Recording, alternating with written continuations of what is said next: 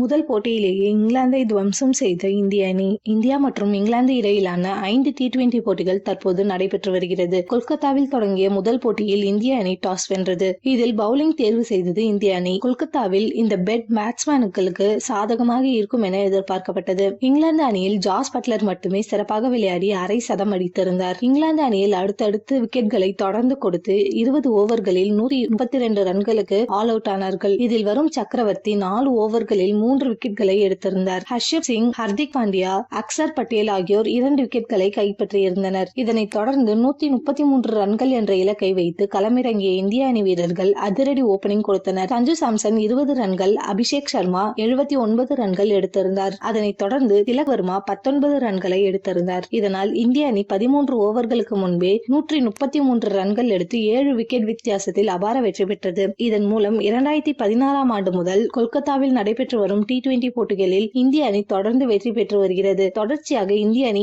7 தடவை வெற்றி பெற்று சாதனை படைத்துள்ளது.